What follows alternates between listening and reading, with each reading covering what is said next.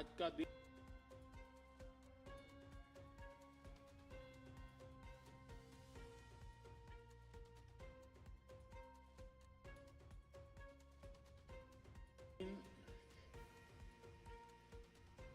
आप सभी ने मेरे लिए बहुत यादगार बना दिया है।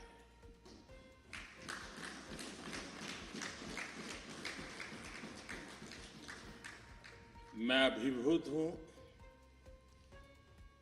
कृतज्ञ हूं। चरैवेति चरैवेति के मंत्र का जाप करते हुए इस राजनीतिक यात्रा में अनेक उतार चढ़ाव देखते हुए एक दिन ये पड़ाव भी आएगा, मैंने कभी सोचा नहीं था।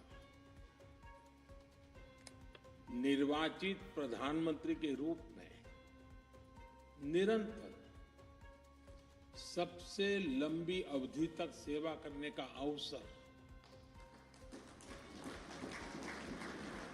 इसे मैं अपना परम सौभाग्य मानता हूं। आपने इस अवसर पर मुझे सम्मानित किया, इतना मान दिया, इसके लिए मैं आप सभी का बहुत बहुत आभारी हूं। साथियों, इतने लंबे समय तक मां भारती की सेवा का सौभाग्य मिलना, ये ईश्वर की विशेष कृपा से ही संभव हो सकता है। और मेरे लिए तो जनता जनार्दन ही ईश्वर का रूप है। और इसलिए मैंने इस सेवा कार्य को हमेशा एक साधना के रूप में ही देखा है। और ये साधना भी एकाकी नहीं रही है, ये एक सामूहिक यज्ञ है जिसमें आप सबने और अनेकों साथियों ने कर्तव्य भाव से अपना योगदान दिया है। मैं आज इस यात्रा के ऐसे सभी साथियों के प्रति भी अपना आभार प्रकट करता हूं। साथियों, इस अवसर पर एनडीए परिवार के सदस्यों ने एक रिजोल्यूशन भी पेश किया है। ये आप सबकी आत्मीयता और उदारता है, क्योंकि मैं इस यात्रा को अपनी व्यक्तिगत उपलब्धि नहीं मानता हूं। ये हर दृष्टिकोण से हम सबकी सामूहिक उपलब्धि है। ये एनडीए के हर घटक दल की एक समान उपलब्धि है।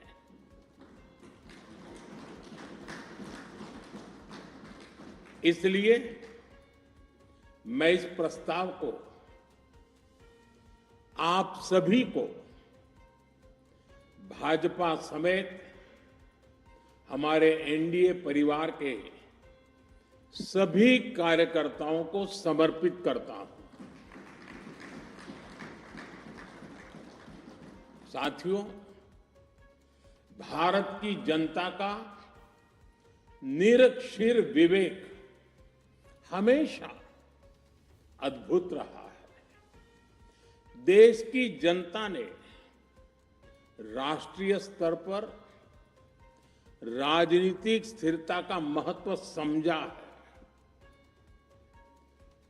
ये जनता जनार्दन की परिपक्वता ही है कि उसने लंबे समय तक मुझे इस तरह जनता की सेवा का अवसर दिया। 2014 के पहले के कई दशक बहुत अस्थिरता और उथल पुथल से भरे हुए थे। इसका देश को बहुत नुकसान भी उठाना पड़ा। लेकिन अब देश की जनता एक स्थिर सरकार का काम भी देख रही है और उसकी निर्णायक क्षमताओं की प्रशंसक भी है। मैं आज देश की महान जनता को भी नमन करता हूं। जनता जनार्दन का आभार व्यक्त करता हूं। साथियों, साल 2014 में जब एनडीए की जीत हुई थी, तब मैंने कहा था कि आज देश के सामान्य मानवी में एक नई आशा का उदय हुआ है। इस आशा का, इस उम्मीद का संरक्षण हम सभी का बहुत बड़ा दायित्व था। देश के लोगों ने कांग्रेस के विश्वासघात के बाद अपना भरोसा हमें सौंपा था। मुझे आज संतोष है, गर्व है कि एनडीए परिवार के तौर पर हमने देश के विश्वास को हमेशा और मजबूत किया है।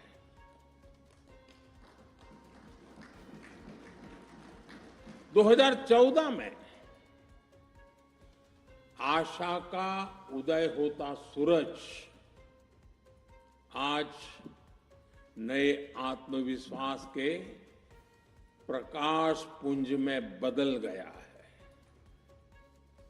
भारत के लोगों ने पहली बार ये देखा है कि जब सही नियत से सरकार चलती है तो तेज गति से विकास भी होता है।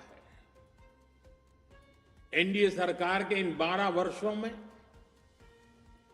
25 करोड़ से ज्यादा लोगों का गरीबी से बाहर निकलना ये दिखाता है कि हमारी नीतियां सही हैं, हमारी दिशा सही है।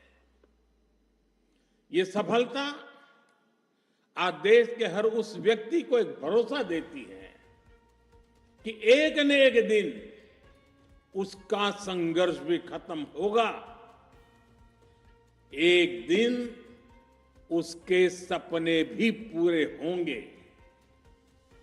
और मैं मानता हूं, कल जो गरीब था, आज जो नियो मिडिल क्लास बना है, उसे अब हमें पीछे नहीं होने देना है।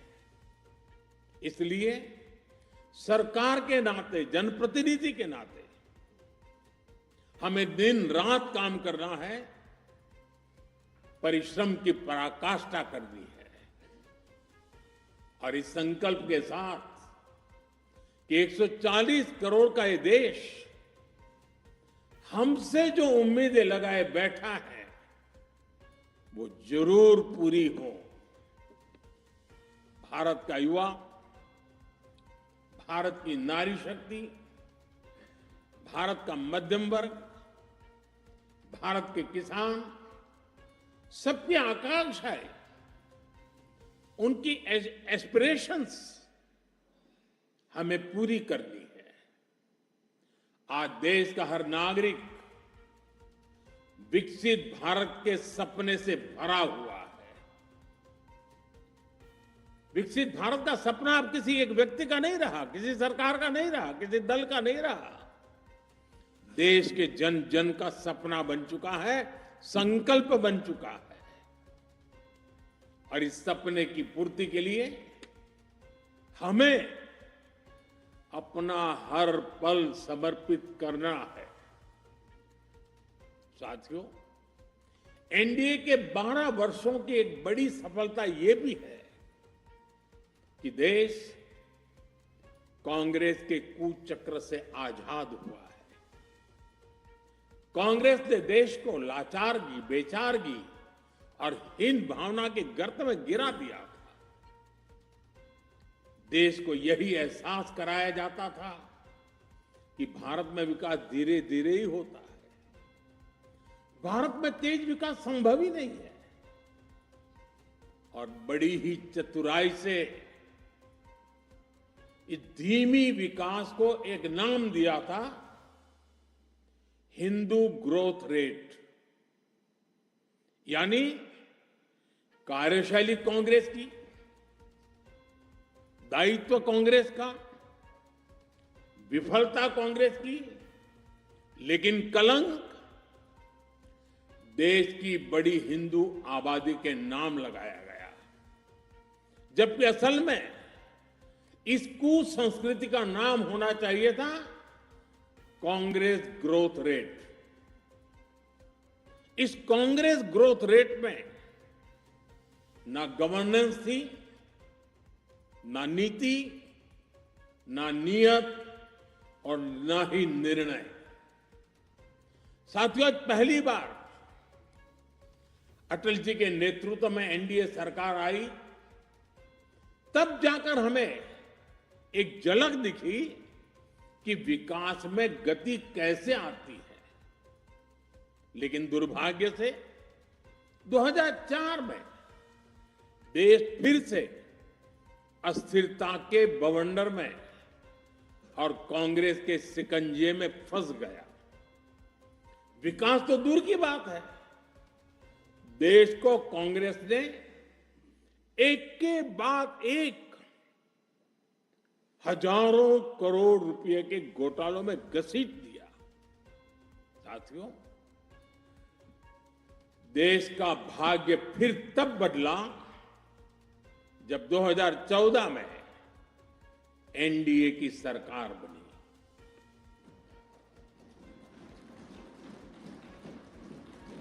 देश ने देखा कि जब नियत, नीति और निर्णय तीनों एक साथ काम करते हैं तो विकास की गति कैसी होती है। देश ने देखा कि जो काम दशकों में होते थे वो काम महीनों में होने लगे।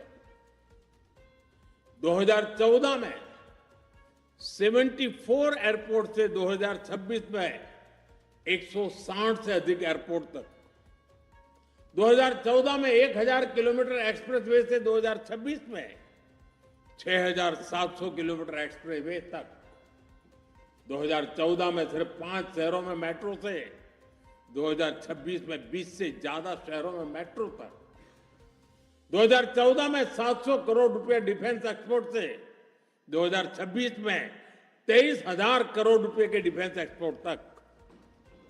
देश ने बहुत लंबी यात्रा तय की है। साथियों, 2014 में देश में केवल 25 करोड़ इंटरनेट यूजर थे। आज 100 करोड़ से अधिक यूजर इंटरनेट से जुड़े हैं। 2014 में डिजिटल पेमेंट्स ना के बराबर थे। आज भारत डिजिटल ट्रांजैक्शन में नंबर 1 देश है। 2014 में भारत अपनी जरूरत का ज्यादातर मोबाइल बाहर से मंगाता था। आज भारत 33 करोड़ से अधिक मोबाइल हैंडसेट खुद बनाता है। 2014 में सोलर क्षमता केवल 2.5 गीगावाट थी। आज यह 150 गीगावाट से अधिक है। 2014 में एथेनॉल ब्लेंडिंग केवल 1.5% था। आज यह 20% तक पहुंच चुकी है। 2014 में देश की एक भी सेमीकंडक्टर यूनिट नहीं थी। आज देश में बन रही 10 से ज्यादा सेमीकंडक्टर यूनिट्स भारत को आधुनिकता की तरफ ले जा रही है। साथियों, हमने देश की जरूरतों को अपनी नीतियों और निर्णयों का आधार बनाया। नई सोच से नए फैसले लिए। हमने युवाओं के लिए स्किल डेवलपमेंट मिनिस्ट्री बनाई। सहकारी क्षेत्र को मजबूती देने के लिए अलग कोऑपरेटिव मिनिस्ट्री बनाई। हमारे मछुआरे भाई बहनों के लिए अलग फिशरीज मिनिस्ट्री बनाई। हमारा फोकस क्लियर था, विकास की इस दौड़ में कोई पीछे न छूटे। साथियों, हमने दिव्यांगजनों के लिए कानून बनाया, आदिवासियों के लिए जनमन जैसी योजनाएं शुरू की। पशुपालकों और मछुआरों को पहले किसान क्रेडिट कार्ड का लाभ नहीं मिलता था, हमने उन्हें भी इस सुविधा से जोड़ा। और इतना ही नहीं, हमारी सरकार ने रेहड़ी पटरी वालों को भी स्वनिधि क्रेडिट कार्ड की सुविधा दी। साथियों, सवाल यह है कि अगर 12 साल में इतना कुछ हो सकता है तो फिर दशकों तक क्यों नहीं हुआ? ये कांग्रेस ग्रोथ रेट और एनडीए ग्रोथ रेट का अंतर है। एक व्यवस्था लोगों को इंतजार कराती थी, आज की व्यवस्था परिणाम दिखाती है। एक व्यवस्था काम अटकाती भटकाती थी, आज की व्यवस्था कहती है काम अभी होगा, समय पर होगा और बड़े पैमाने पर होगा। और इसलिए साथियों, 2014 से 2026 की कहानी केवल आंकड़ों की कहानी नहीं है, यह उस भारत की कहानी है जिसने पहली बार अपनी पूरी क्षमता के साथ दौड़ना शुरू किया है। वो भारत जो बड़े लक्ष्य तय कर रहा है और इन लक्ष्यों की प्राप्ति के लिए जी तोड़ मेहनत कर रहा है। साथियों, एनडीए के 12 वर्षों की उपलब्धियों की एक और विशेषता है, हमें ये उपलब्धियां वैश्विक अस्थिरता और अशांति के दौर में हासिल हुई है। एक स्थिर सरकार होने का लाभ क्या होता है, ये बार बार इस दौर ने साबित किया है। कोरोना के समय को हम कभी नहीं भूल सकते, जब हर तरफ हाहाकार मचा था, लेकिन भारत उस हालात को मुकाबला करते हुए भी सफलता से आगे बढ़ा। साथियों, दुनिया के बड़े बड़े देशों की अर्थव्यवस्थाएं संघर्ष कर रही है, तब भी 2025-26 में भारत ने 7.7% की ग्रोथ रेट हासिल की है। और पिछला क्वार्टर तो जो 31 मार्च को खत्म हुआ, उसमें भी भारत की ग्रोथ 7.8% रही है। ये सफलता इतनी आसान नहीं है दोस्तों। हम फ्रेजाइल 5 के कटघरे से बाहर निकलकर आज दुनिया की तेज गति से आगे बढ़ने वाली अर्थव्यवस्था बन चुके हैं। साथियों, कल के विकसित भारत की गारंटी है आज का आकांक्षी भारत। आकांक्षी भारत के गर्भ में विकसित भारत पल रहा है। आज के भारत की आकांक्षाएं बड़ी हैं, सपने बड़े हैं, इसलिए उसके संकल्प और लक्ष्य भी उतने ही बड़े हैं। देश की इन आकांक्षाओं का वाहक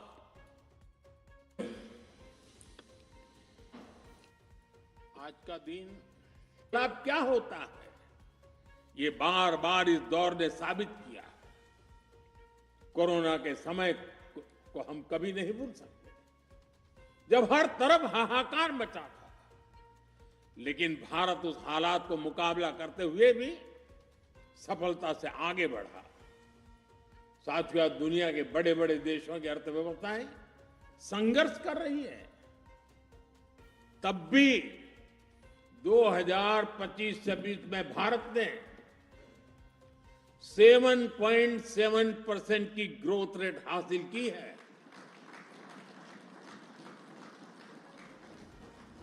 और पिछला क्वार्टर तो जो 31 मार्च को खत्म हुआ, उसमें भी भारत की ग्रोथ 7.8% रही है। ये सफलता इतनी आसान नहीं है दोस्तों। हम फ्रेजाइल 5 के कटघरे से बाहर निकलकर आज दुनिया की तेज गति से आगे बढ़ने वाली अर्थव्यवस्था बन चुके हैं। साथियों, कल के विकसित भारत की गारंटी है आज का आकांक्षी भारत। आकांक्षी भारत के गर्भ में विकसित भारत पल रहा है। आज के भारत की आकांक्षाएं बड़ी हैं, सपने बड़े हैं, इसलिए उसके संकल्प और लक्ष्य भी उतने ही बड़े हैं।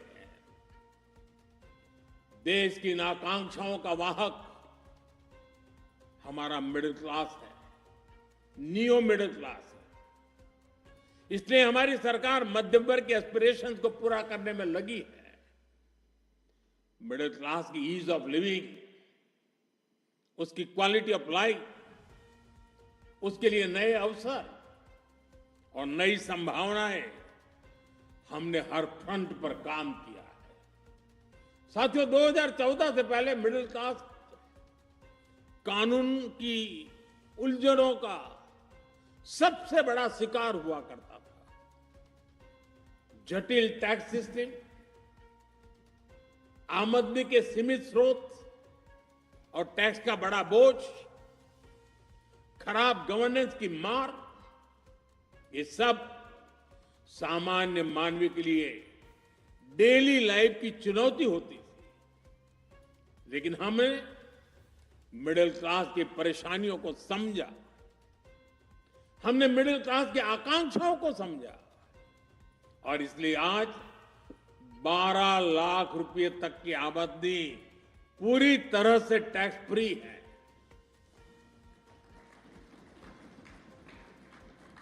आज देश में सरल और फेसलेस टैक्स सिस्टम है। अच्छे इंफ्रास्ट्रक्चर से उनका जीवन आसान हुआ है। साथियों, बीते 12 वर्षों में मिडिल क्लास परिवार के बच्चों के लिए हर क्षेत्र में नए अवसर बने हैं। मध्यम वर्ग के घर का सपना पूरा हो सके, सरकार इसमें भी मदद कर रही है। घर में इलाज के खर्च का बोझ कम हो, इसके लिए आयुष्मान भारत योजना में बिना आय सीमा के बुजुर्गों को भी शामिल किया गया है। जीएसटी रिफॉर्म का भी बहुत बड़ा लाभ देश के मध्यम वर्ग को हुआ है। उसके लिए हेल्थ इंश्योरेंस सस्ता हुआ है। उसके सपनों से जुड़ी चीजें सस्ती हुई है। इन प्रयासों का परिणाम है कि आज देश का मिडिल क्लास अनिश्चितताओं से मुक्त हो रहा है। वो भरपूर आत्मविश्वास के साथ देश की विकास यात्रा को गति दे रहा है। साथियों, हमारे लिए दल से हमेशा अगर बड़ा कुछ है तो हमारा देश है। दल से बड़ा देश है। और जब नेशन फर्स्ट, देश प्रथम की भावना से काम होता है तो कोई भी निर्णय कठिन नहीं होता। इसलिए ऐसे फैसले जिन्हें पहले असंभव समझाता था, जो देश के सुरक्षित भविष्य के लिए अनिवार्य थे, हमने बहुत ही सधे हुए तरीके से उन फैसलों को भी लिया। पहले सरकारें आर्टिकल 370 की बात करने से डरती थी। हमने उसे खत्म करके पूरे देश में एक संविधान लागू किया। पहले नॉर्थ ईस्ट से बम, बंदूक और ब्लॉकेट जाने का नाम नहीं लेते थे। हमने नॉर्थ ईस्ट में शांति भी लौटाई और स्थिरता भी लेकर आई।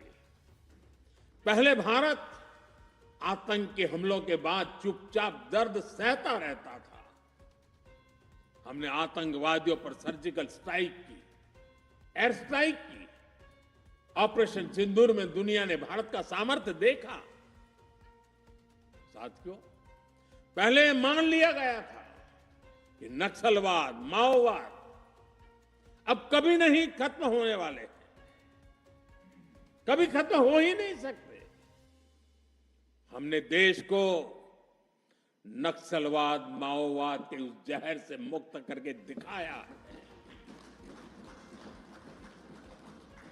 साथियों, महिलाओं को आरक्षण, 3 तलाक के खिलाफ कानून, सीएए का कानून, भारतीय न्याय संहिता, सैनिकों को 1 रैंक 1 पेंशन। एनडीए सरकार राष्ट्रहित में कोई भी काम करने से पीछे नहीं रही और हम सभी को इस बात पर गर्व है। मैं आज देश को फिर आश्वस्त करूंगा, देश हित के बड़े फैसलों का ये सिलसिला और भी तेज होगा, तेज गति से आगे बढ़ेगा। साथियों, बीते 12 वर्षों में देश ने जो कुछ हासिल किया वो दुनिया देख रही है, लेकिन अब हमें अपनी दृष्टि आगे की ओर रखनी है। हमें 2047 के लक्ष्य को देखते हुए उस लक्ष्य को पूरा करने के लिए अपनी स्पीड को और बढ़ानी होगी। हमारा बेंचमार्क अब यह होना चाहिए कि बीते 12 वर्षों में जो स्पीड और स्केल हमारी रही है उसको हम और अधिक बड़ा और व्यापक कैसे बना सके। आज ग्लोबल ग्रोथ में भारत की हिस्सेदारी लगातार बढ़ रही है, इसलिए भारत को अब ग्लोबल पैरामीटर्स, ग्लोबल कंपटीशन और ग्लोबल पर्सपेक्टिव देखना है। दुनिया भारत से सॉल्यूशन चाहती है, दुनिया भारत में वैश्विक सप्लाई चेन का एक भरोसेमंद पार्टनर देख रही है और हमें दुनिया की इन अपेक्षाओं पर खरा उतरकर दिखाना है। हमें यह समय गंवाना नहीं है और मैं बार बार कहता हूं, यही समय है, सही समय है। साथियों, में फ्यूचरिस्टिक टेक्नोलॉजी में खुद को श्रेष्ठ रखना है। हमें सिर्फ दुनिया जैसा नहीं करना, हमें दुनिया से एक कदम आगे रहना है। अब जैसे एनर्जी सिक्योरिटी है, बीते 12 वर्षों में हमने ऊर्जा में आत्मनिर्भरता के लिए अभूतपूर्व काम किया। मैंने लाल किले से समुद्र मंथन अभियान की घोषणा की थी। ये बहुत ही महत्वाकांक्षी मिशन है। बीते दिनों में ऑयल एंड गैस के एक्सप्लोरेशन को लेकर काफी पॉजिटिव खबरें आ रही हैं। यानी आने वाला समय अनेक संभावनाओं से भरा हुआ है और हमें हर संभावना का पूरा फायदा उठाना है। साथियों, अब हमें 500 गीगावाट रिन्यूएबल एनर्जी के टारगेट को जल्द से जल्द पूरा करना है। सोलर एनर्जी को लेकर तो काम तेजी से चल रहा है, लेकिन अब हमें न्यूक्लियर एनर्जी के लक्ष्यों को भी तेजी से हासिल करना है। अभी हमने दुनिया को दिखाया है कि Bharat fast breeder reactor technology में कितना आगे पहुंच गया है। ये टेक्नोलॉजी हमें न्यूक्लियर एनर्जी में आत्मनिर्भरता की तरफ ले जाएगी। इसी तरह ग्रीन हाइड्रोजन और ग्रीन अमोनिया के मामले में भारत बहुत तेजी से काम कर रहा है। आने वाले समय में ये टेक्नोलॉजी भारत को ग्लोबल ग्रीन एनर्जी मैप में सबसे प्रमुख बना पाएगी और ये नाम बनना पक्का है। साथियों,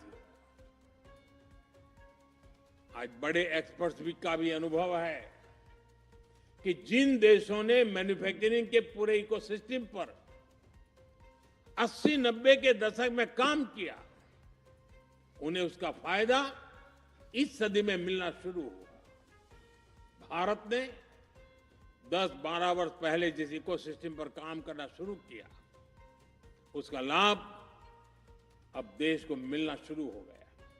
2014, 15, 16 के कालखंड में जो बात नींव डाली गई, उसके फल अब दिखाई देने लगे हैं।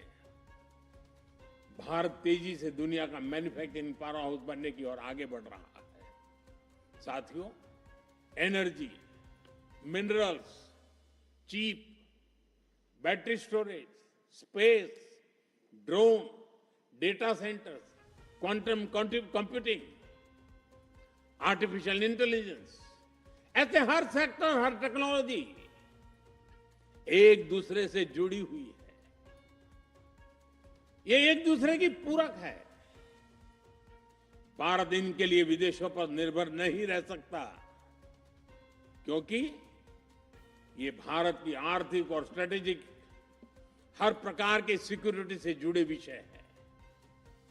और तभी भारत सेमीकंडक्टर इकोसिस्टम पर इतना फोकस कर रहा है।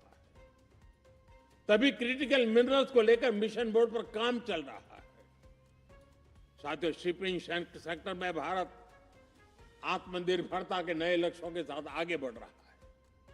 हम एक ऐसे फ्यूचर की तरफ बढ़ रहे हैं जहां हम मेड इन इंडिया शिप पर ट्रेड करेंगे और कंटेनर भी मेड इन इंडिया होंगे।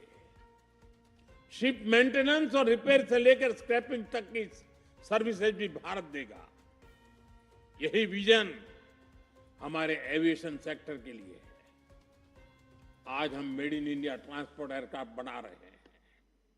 वो दिन दूर नहीं जब Bharat made in India civil aircraft भी बनाएगा।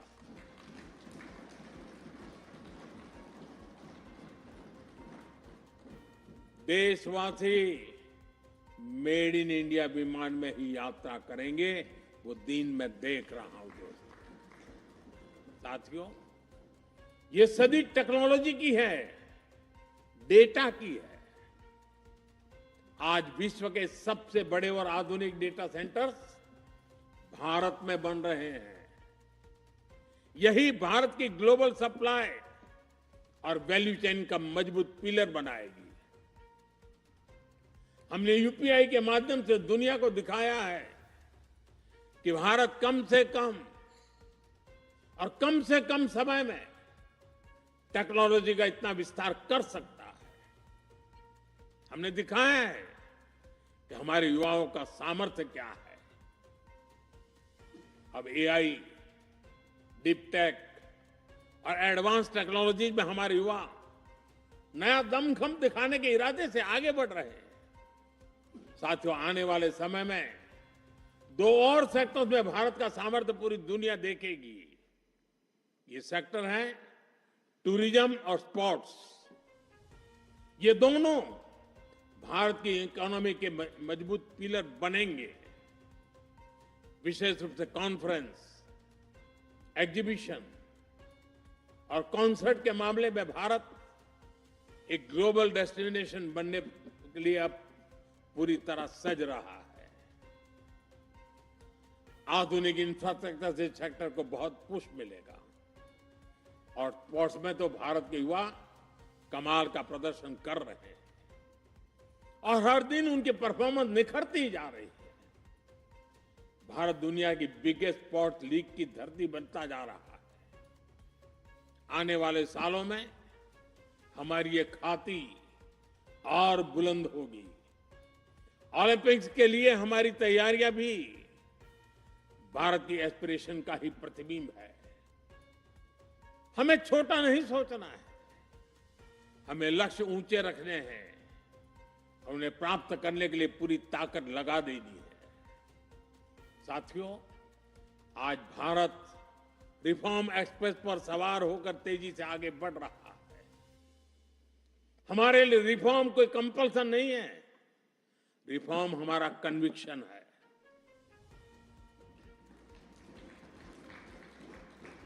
और देश भी निरंतर रिफॉर्म्स को सपोर्ट कर रहा है। साथियों, देशवासियों की सहभागिता की हमारी बहुत बड़ी शक्ति है।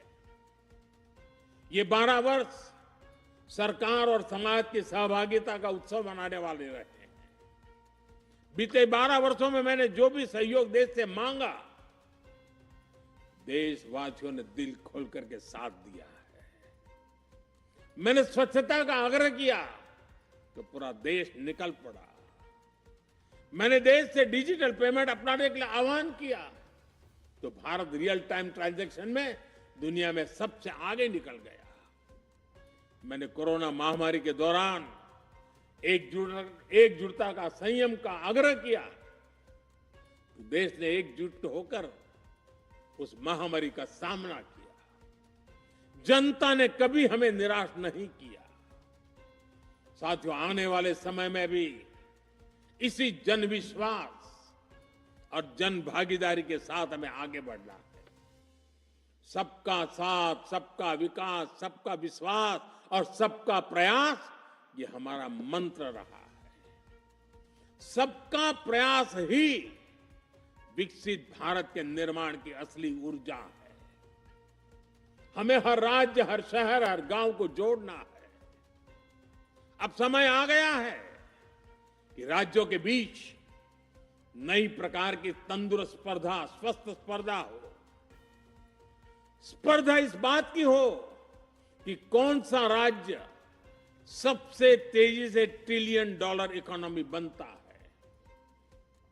स्पर्धा इस बात की हो कि कौन सा शहर इनोवेशन का सबसे बड़ा केंद्र बनता है। स्पर्धा इस बात की हो कि कौन सा क्षेत्र रोजगार सृजन में सबसे आगे निकलता है। भारत की प्रगति राज्यों की ऐसी प्रगति से ही होने वाली है। आइए अगले दशक को उपलब्धियों के साथ साथ श्रेष्ठता का भी दशक बनाएं। आइए राजनीति की स्पर्धा से ऊपर उठकर विकास की स्पर्धा को राष्ट्रीय संस्कार बनाएं। 12 वर्षों की यात्रा उपलब्धियों की रही है। आने वाले वर्ष और भी नई सिद्धियों के होंगे, और भी बड़ी सिद्धियों के होंगे। इसी विश्वास के साथ आप सभी का मैं फिर से अंतःकरण पूर्वक आपके साथ सहयोग, समर्थन के लिए आभार व्यक्त करता हूं। मैं सर झुका करके देश के कोटि कोटि नागरिकों को नमन करता हूं। उनके आशीर्वाद ने हमें ऊर्जा दी है, शक्ति दी है, प्रेरणा दी है, प्रोत्साहन दिया है। ये जनता जनार्दन के चरणों में सर झुका करके प्रणाम करते हुए आइए एक नए विश्वास के साथ हर संकल्प को पूरा करने के सामर्थ्य को जुटाते हुए हम चल पड़े। देशवासियों के सपनों को हमारे संकल्प बनाएं। हमारा पल पल देशवासियों के संकल्पों की साकार करने की यात्रा का अहम पड़ाव बनता चले। इसी भावना के साथ देशवासियों के ऊपर पूरा भरोसा करते हुए आओ निकल पड़े। बहुत बहुत धन्यवाद।